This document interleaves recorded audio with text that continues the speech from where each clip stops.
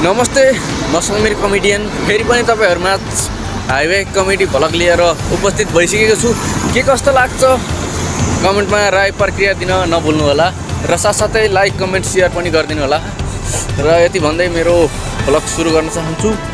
र म आज चाहिँ ठ्याक्कै पिस हेभन रेस्टुरेन्टको अगाडि छु।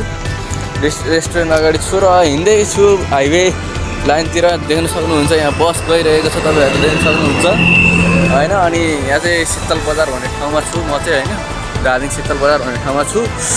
र हिँड्दै जाने क्रममा चाहिँ एकजना बिरालोले एउटा मुसा मारेछ। अब पुलिसहरूले इन्भेस्टिगेसन गर्दाखेरि मुसाले बिरालो मारेछ भनेर कसरी पत्ता लगाउने भन्दाखेरि चाहिँ बिरालोले नङले हान्दाखेरि हल्का चटपटक लागेको देखाइएको छ। र साथै टाउकोमा टोकेको बिरालोको छाप रहेको जस्तो देखिन्छ भने अर्को के रहेको छ भन्दाखेरि नि आज बिहानै काठमाडौँबाट हिँड्दै गरेको बस कमिला बाघ सवार बस चाहिँ तपाईको बेनीघाट त्रिशुली नदीमा फसेको छ भने त्यो चाहिँ बेनीघाट ओराङ गाउँपालिका 3 वडा नम्बर 3 को बुङ्गेरे भन्ने ठाउँमा खसेको रहेको छ। र साथै के भन्न चाहन्छु भने तपाईहरुलाई त्यो बस दुर्घटना हुँदाखेरि तपाईहरुको कमिला चाहिँ सबैलाई बगाएर लिएर गएछ रे खोलाले हैन। सबैलाई बगाएर लिएर गइसकेपछि के हुन्छ भन्दाखेरि तपाईहरुको कमिला बगाएर लैसकेपछि त अब कमिलाहरु तैरिन सकेन।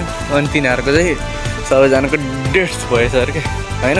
डेथ भइसकेपछि चाहिँ समीर कमेडियनको तर्फबाट फेरि तिनीहरूलाई उपलब्धि केही हुन सक्दैन भन्ने कुरा जानकारी आइसकेपछि समीर कमेडियन त्यहाँबाट बिदा लियो। त्यो समाचार त्यही मैले अन्त्य गरिदिएँ हैन। अनि त्यसपछि फेरि अर्को न्युज खोज्दै जाने क्रममा पोखराबाट 20 वटा खसी लिएर आएको थिएँ मैले हैन। 20 वटा खसी लिएर आएको थिएँ। अनि 10 वटा खसी चाहिँ बीच बाटोमा खसिहालेछ। फेरि काठमाडौँ बीच बाटोबाट फेरि 10 वटा खसिहालेछ। अनि काठमाडौँ पुग्दाखेरि चाहिँ जम्मा 10 वटा खसी मात्रै रह्यो।